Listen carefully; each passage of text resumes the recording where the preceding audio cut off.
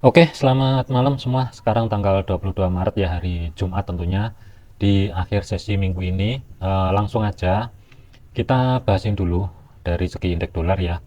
Yang diantisipasi dari outlook minggu ini tentunya, dari awal video sampai sekarang, potensial indeks dolar masih ada potensi menguat. Tentunya itu batas maksimal kemarin sudah saya bahas. Fokusnya minggu ini adalah 104.22 sampai dengan 104.43 dan ini sudah tercapai.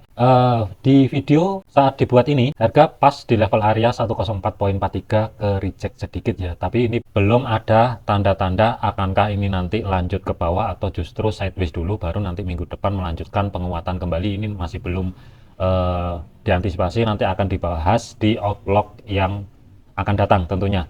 Jadi antisipasinya khusus untuk malam ini fokusnya adalah 104.22. Kalau misalkan harga mampu bergerak di bawahnya, ini masih ada potensial indeks dolar ini dari segi time frame 1 akan terkoreksi terlebih dahulu di 103.800 maksimal ya. Cuman saya terus terang saya ragu masih ada potensial untuk DXY ataupun indeks dolar ini ya. Resisten 4 dari weekly jebol potensial, tapi nanti kita akan cek lebih lanjut tentunya. Gold dari segi time frame 4 ya.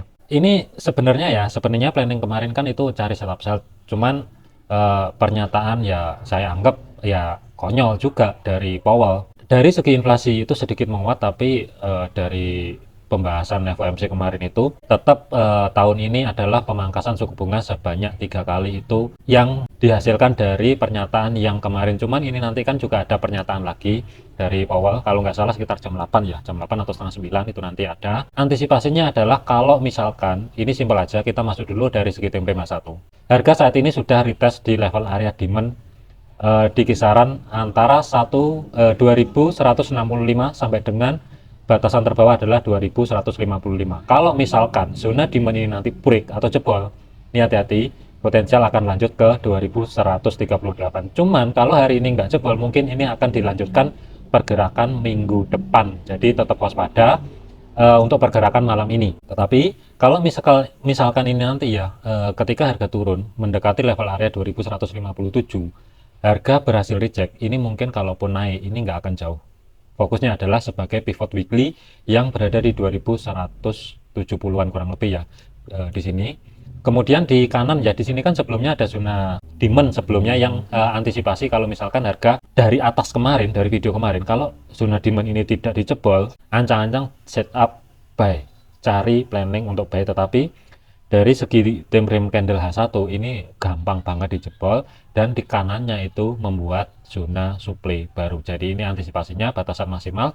Kalaupun malam ini harga naik, itu batas maksimal pantau adalah 2183. Cuman terus terang saya ragu masih ada potensial ini pergerakan malam ini sedikit kedorong ke bawah sampai kuncinya adalah zona demand break. Kalau misalkan ini break mungkin akan terkoreksi.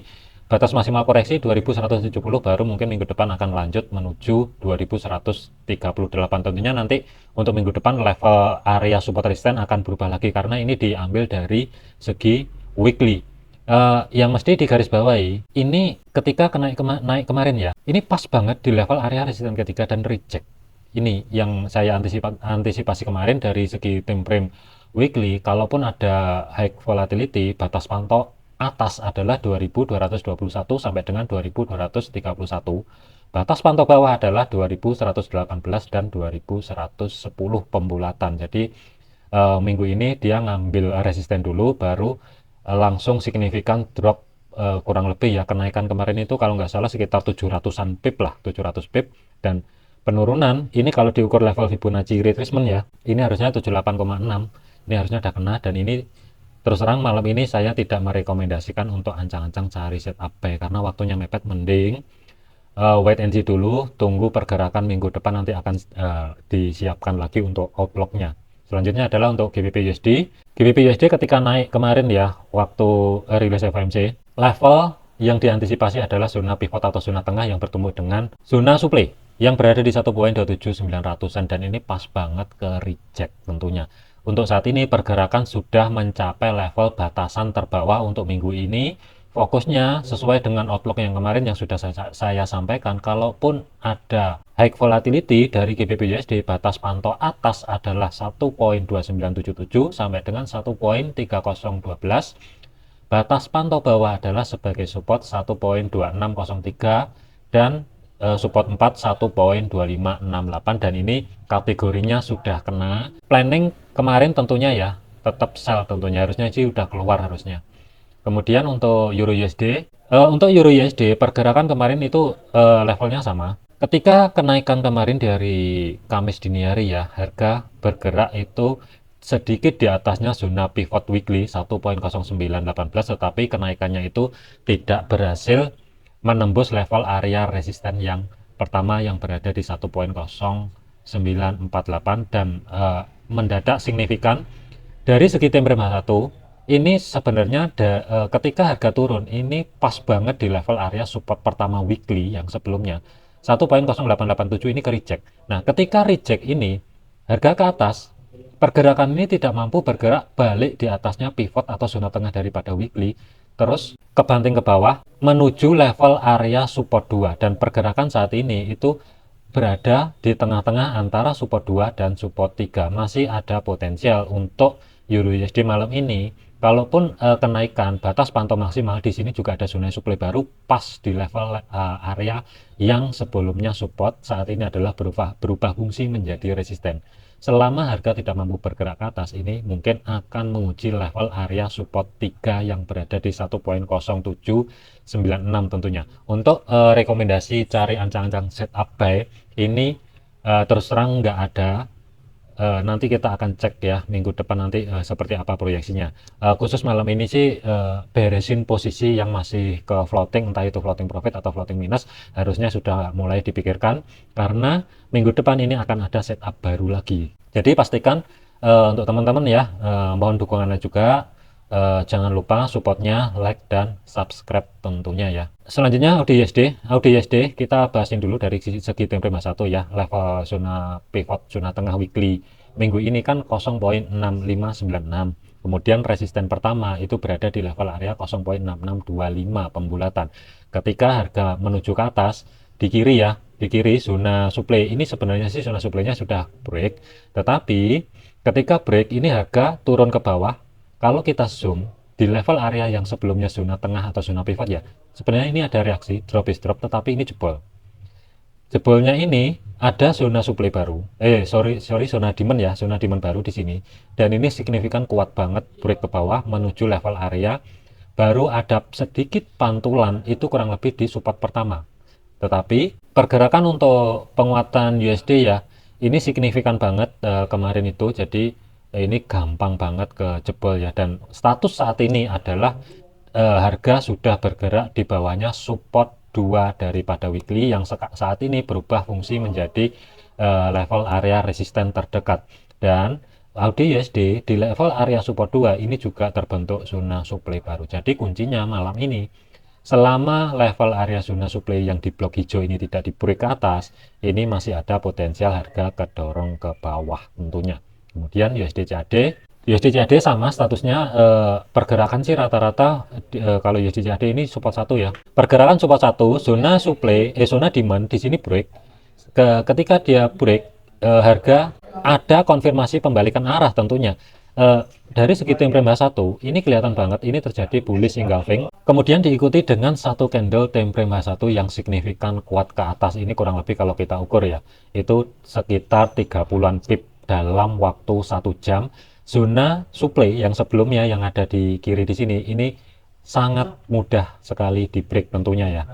Ketika break, harga sedikit koreksi ke bawah, baru lanjut ke atas. Untuk USD CAD kemarin kan planningnya adalah di outlook ya, cari ancang-ancang setup pembelian dengan batas pantau maksimal adalah 1.3629 sampai dengan 1.3652 sebagai resisten 3 dan resisten 4-nya. Untuk pergerakan saat ini USD CAD, di sini ada zona drop is drop kecil ya, yang bertumbuk dengan level area saat ini adalah resisten kedua.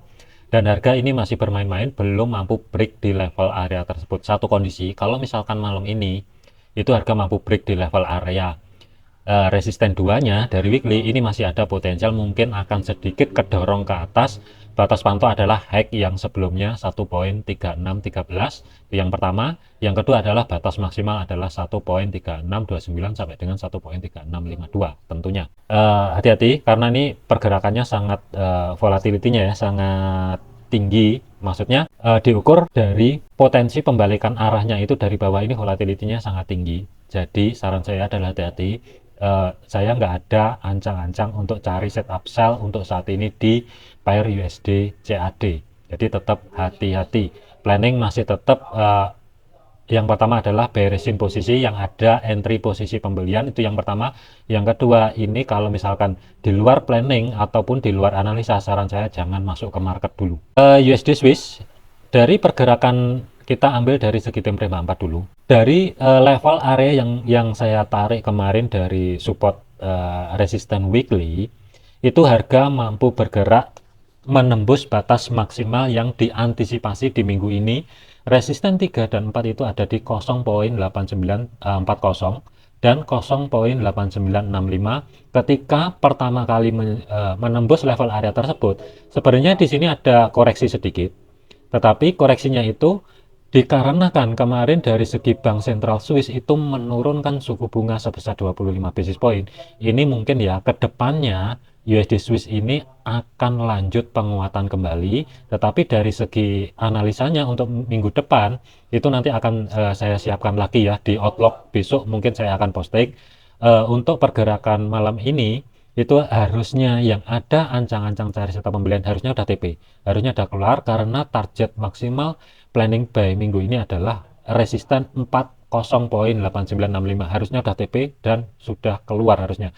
Hati-hati di kiri, saat ini harga sudah mencapai level area zona supply baru, dan di sini ini mepet banget, masih belum ada kejelasan akankah break atau tidak. Tetap waspada tentunya. Untuk planning lanjutan malam ini saya nggak ada ancang-ancang cari setup buy ya, karena dari outlook kemarin saya ada entry posisi di USD Swiss itu tentunya itu sudah clear, sudah beres. TP1 itu terus terang saya kemarin itu saya taruh di 0.8887, kurang lebih di sini ya TP1.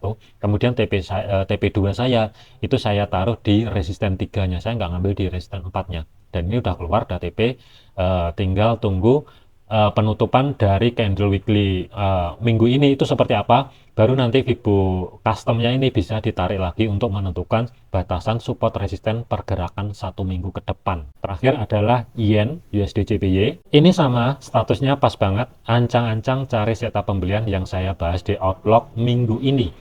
Dan pergerakan saat ini adalah resisten 3 yang berada di 151.36 ini sudah tercapai. Kemudian resisten 4-nya 152.00 sebenarnya kategorinya ini sudah kena ya, sudah tercapai, cuman high-nya itu berada di kisaran level area 151.86, ini harusnya udah keluar juga. Jangan paksa untuk cari setup buy terlebih dahulu sampai zona ini break, atau minimal minggu ini selesai dulu, baru nanti pergerakan hari Senin kita cari lagi untuk planning satu minggu ke depan tentunya. Oke, mungkin itu aja dari bahasan sekilas ya daripada pergerakan beberapa pair, update daripada hasil outlook minggu ini tentunya. Jadi ada beberapa pair yang memang kena TP, ada yang kena SL, cuman di gold terus terang kemarin saya sempat kena SL, tapi SL-nya itu bukan SL minus, SL plus ya, ketika harga bergerak ke bawah dari segi time frame H1 yang saya antisipasi kemarin sebelum FOMC rilis, itu TP1 kan kemarin saya informasikan berada di 2150 sampai dengan 2149 sebagai TP1, TP2 adalah di 2138. Nah, ini planning saya kemarin itu ketika kena TP1, stop loss saya yang berada di atas itu saya majukan, di bawahnya break even saya keluar sebagian posisi. Jadi ketika harga ketarik ke atas, SL-nya kena, setidaknya profitnya sudah bisa diamankan. Tetapi terus terang saya nggak ngambil buy ketika harga break di level area 2170 sebagai zona tengah pivot minggu ini. Jadi terus terang kemarin saya nggak ngambil buy-nya, tetapi kemarin saya sempat ada entry sell, tetapi sedikit telat.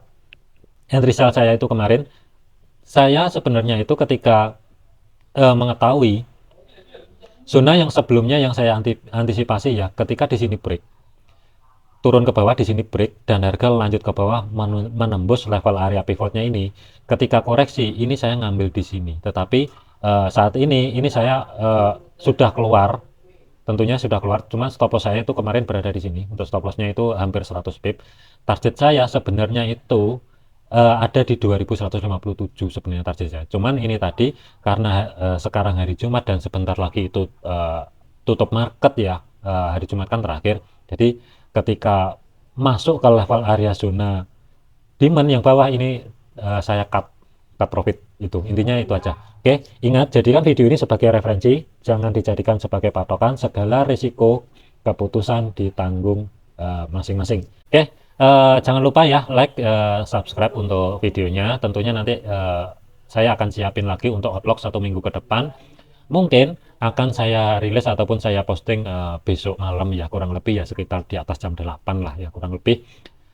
Nanti kita siapin untuk planning 1 minggu ke depan. Oke, sekian, terima kasih, sampai jumpa di video selanjutnya.